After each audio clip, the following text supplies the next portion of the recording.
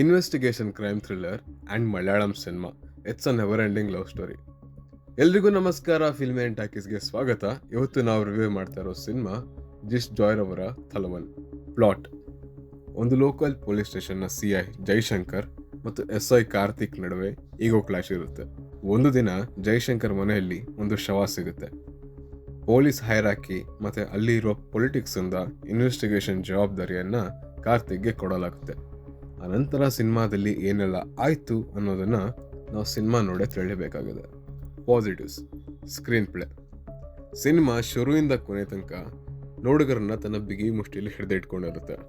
With its twist and engaging narrative, it never makes us bore. Kudos to writers Anand Thevarakkat, Sarath Peruvambur and director Jis Joy. Biju Menon as Jaishankar, Asif Ali as Karthik brilliant ಪರ್ಫಾರ್ಮೆನ್ಸ್ನ ಕೊಟ್ಟಿದ್ದಾರೆ.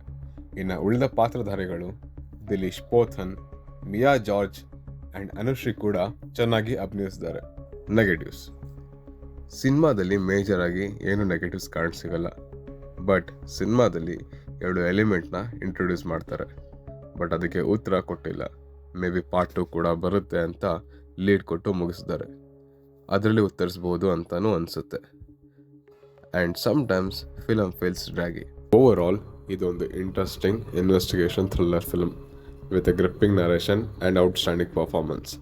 Cinema Sony ಲೆವೆಲ್ಲಿ ಮಲಯಾಳಂ, ಕನ್ನಡ, ತಮಿಳ್, ತೆಲುಗು, ಹಿಂದಿ ಭಾಷೆಗಳಲ್ಲಿ stream ಆಗ್ತಾ ಇದೆ. ಅರಸಿ, ಹಾರೈಸಿ, ಬೆಳೆಸಿ.